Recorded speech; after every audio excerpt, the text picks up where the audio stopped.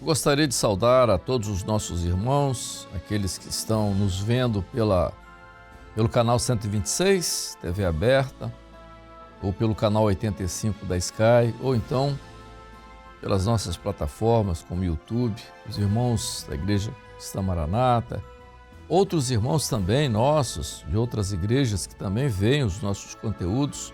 A todos, a paz do Senhor. Nós vamos continuar com o momento da doutrina logo depois da vinheta.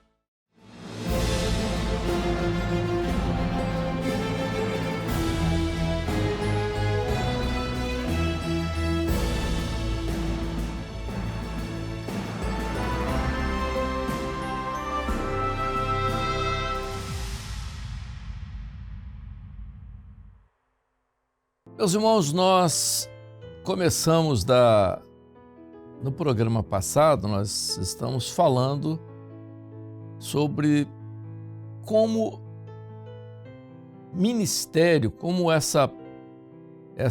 o enfoque ao ministério é dado em toda a doutrina da igreja primitiva.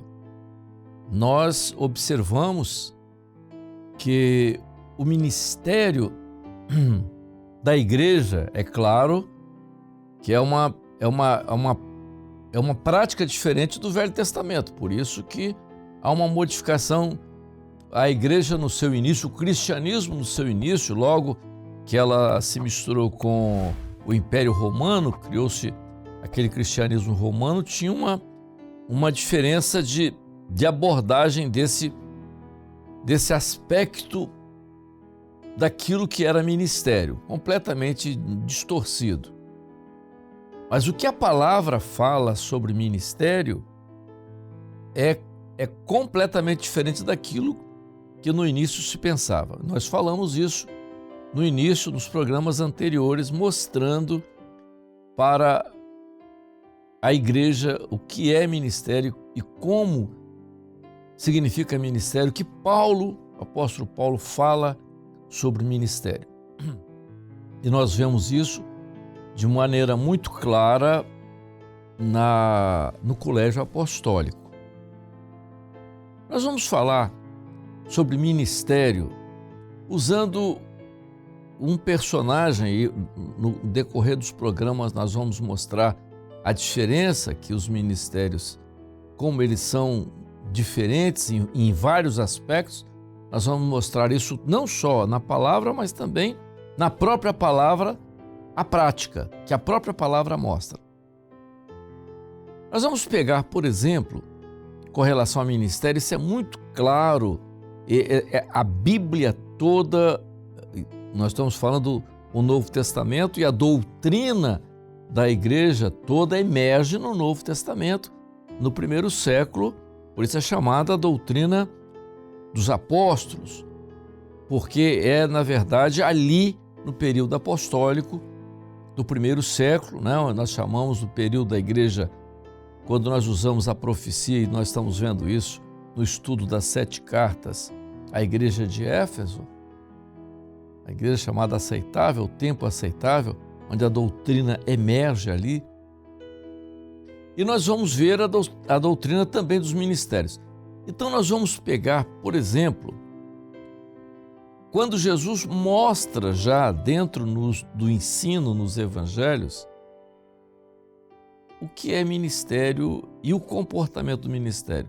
E nós vamos pegar inicialmente um personagem.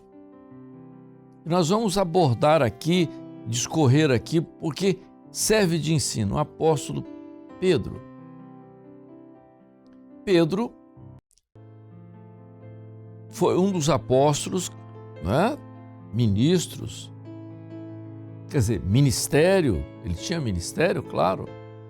Mas nós vamos ver uma coisa interessante que acontece com Pedro e faz com que nós, ou que traga para nós um ensino muito interessante quando nós abordamos Pedro em 2 épocas, em 2 fases, podemos assim dizer, da sua vida ali como servo de Deus. nós vamos pegar uma parte desse comportamento de Pedro antes da ressurreição. O tempo que Pedro viveu com Jesus, as lutas de Pedro, o comportamento de Pedro. E depois nós vamos falar sobre o Pedro depois da ressurreição. Há diferença nos dois, tanto o comportamento de Pedro antes da morte de Jesus e o comportamento de Pedro depois da ressurreição. Os evangelhos são claros para mostrar que existe isso. Por exemplo, Pedro, ele tem momentos incríveis. Por exemplo, ele é o que naquela resposta maravilhosa, ele diz: tu és o Cristo, o Filho do Deus vivo. E Jesus diz para ele: Pedro, isso que você falou aí foi uma revelação. Você teve uma revelação. Porque todos mencionavam Jesus como um personagem, até comparado com um personagem bíblico. Jeremias, Elias, João Batista, enfim, um profeta. Mas Pedro teve a revelação: tu és o Cristo, o Filho do Deus vivo. Mas esse mesmo Pedro, logo em seguida, tenta convencer Jesus a não ir para Jerusalém, não é? Tenta mostrar o que estava acontecendo em Jerusalém, o que poderia acontecer com ele em Jerusalém, na tentativa de que ele não fosse a Jerusalém. E Jesus o repreende de maneira muito dura. Então, as diferenças, aqui ele teve uma revelação profunda, aqui ele destoa. Nós vamos ver Pedro também naquele episódio do barco. Pedro quis sair do barco e andar sozinho. Mas Jesus permitiu. E ele andou um período fora do barco, uma fração de tempo fora do barco, mas começou a afundar. E ele, quando ele viu que ele estava afundando, ele se apavorou. E Jesus segurou na mão, levantou, exortou sobre a sua fé. Mas que momento foi aquele? Pedro não devia ter saído do barco. Jesus está mostrando para Pedro que ele tinha que ser dependente do barco, ele tinha que estar no barco. Não adiantava ele ser individual, ele não seria um líder, né? Algumas pessoas até erraram e colocaram ele como se fosse líder. Ele tinha que estar no barco, ele tinha que estar andando. Então Jesus estava mostrando: se você for andar sozinho, você vai afundar. Isso já é o início do que o Senhor começa a mostrar sobre o que seria ministério. É o mesmo Pedro que naquele momento, quando lá o servo do sumo sacerdote vem naquela abordagem a Jesus, Pedro pega a espada, deve ter pegado a espada de algum daqueles soldados, né, e arremete e arranca a orelha do servo do sumo sacerdote. Alguém vai dizer assim: mas Pedro mirou a orelha daquele homem e acertou de forma brilhante. Foi um ato de grande habilidade, ele exatamente extirpar a orelha. E não foi bem assim. Pedro não mirou a orelha, Pedro deu para pegar em qualquer lugar, poxa. Errou, pegou na orelha. Mas aquilo foi importante para mostrar uma coisa a respeito de Pedro.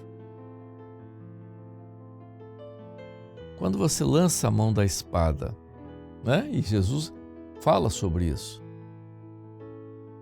Quando você, fora do espírito, na sua razão, na sua índole, na sua forma, né, de pensar, a espada, ela fere o ouvido. Ela fere o ouvido. Ela não atinge o objetivo. Ela fere. Fere o ouvido. Esse era Pedro, nessa fase sua antes.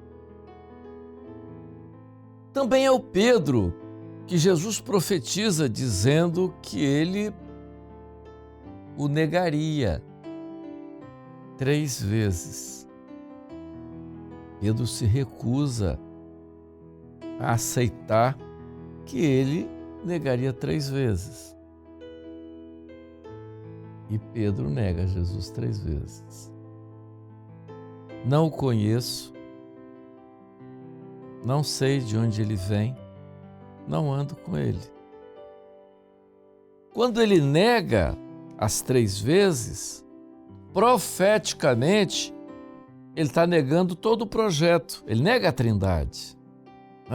Não conheço. Como não conheço? Se foi ele que disse lá, naquela revelação maravilhosa, tu és o Cristo, o Filho do Deus vivo. Ele teve a revelação, ele nega a revelação que ele teve, revelação do Pai. Não ando com ele.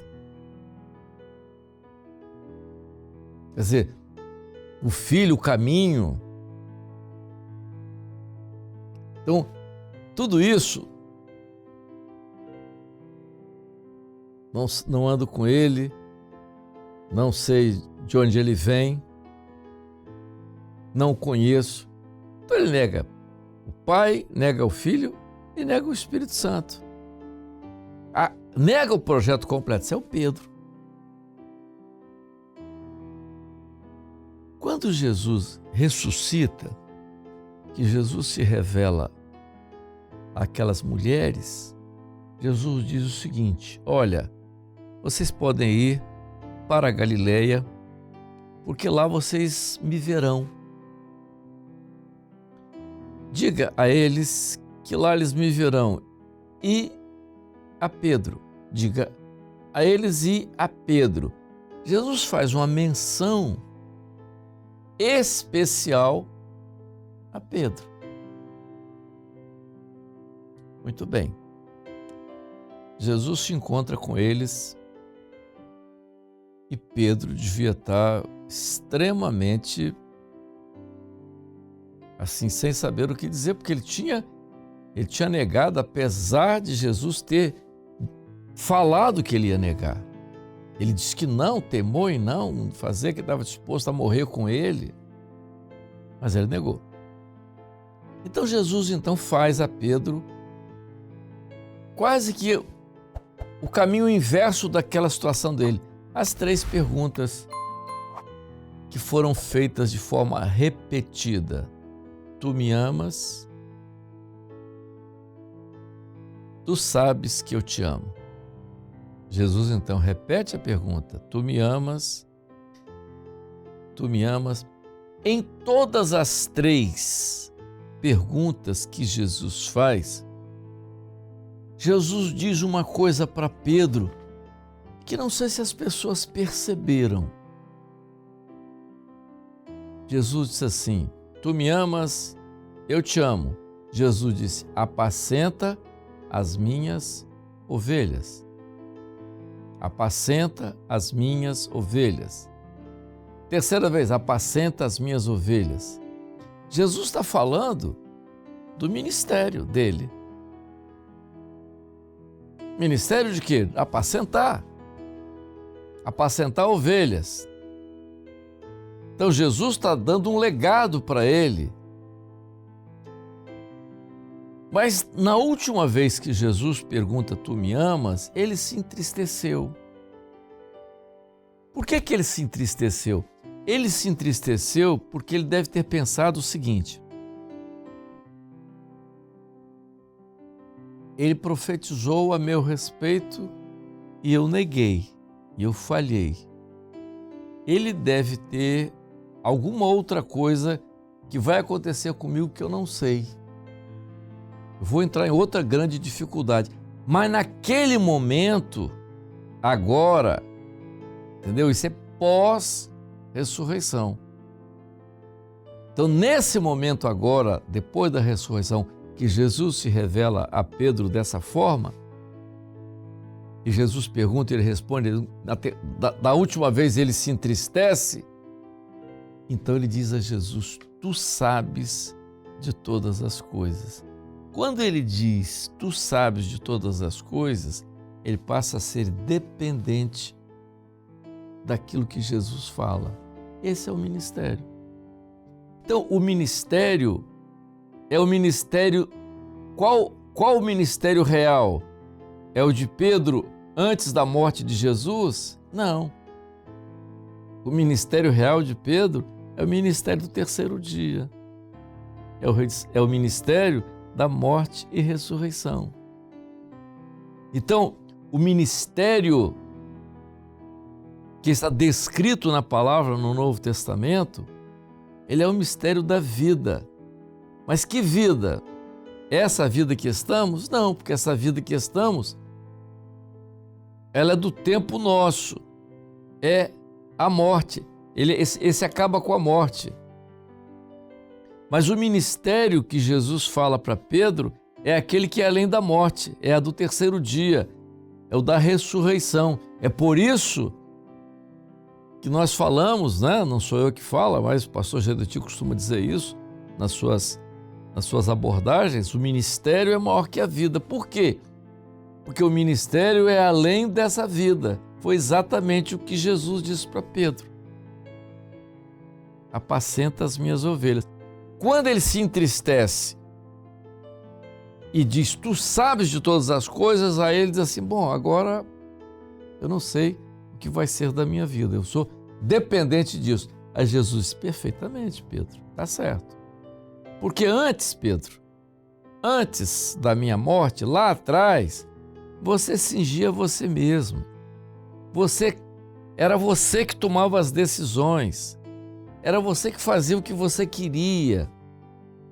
Agora não, Pedro. Outro vai te cingir. Outro vai te levar. Ele está falando de quem? Quem é que ia levar Pedro? Era algum jovem que ia conduzi-lo? Não. Jesus está falando do Espírito Santo que ele ia receber lá no Pentecostes. Jesus está falando daquilo que ia acontecer na vida dele, porque é na vida dele que se cumpre a profecia quando ele diz, tu és o Cristo, o Filho do Deus vivo. Jesus disse, eu vou te dar as chaves do reino. E é Pedro que é usado na primeira chave, a mensagem do Pentecostes com 3.000 conversões, a porta que se abre pela primeira vez. É Pedro que é usado na segunda mensagem de evangelização. É Pedro que é usado ali na cura do coxo, 5.000 almas. É Pedro que é usado na terceira chave, que é lá a conversão daquele servo lá da corte italiana.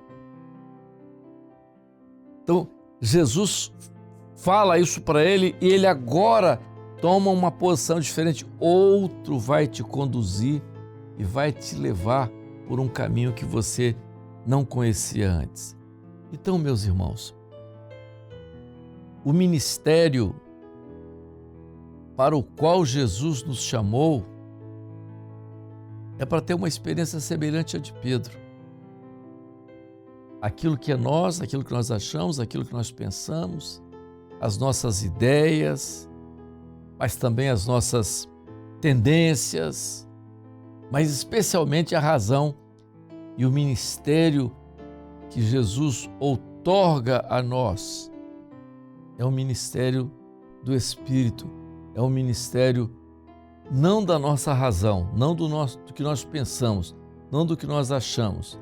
Então, o apacentar na obra do Espírito, primeiro é dar ouvidos à voz do Espírito Santo. E é o que está escrito na carta, e está escrito no livro de Apocalipse, nas 7 cartas, em todas as 7 cartas.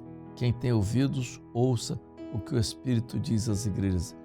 Não existe ministério, isso está lá na doutrina da igreja, sem ouvir a voz do Espírito.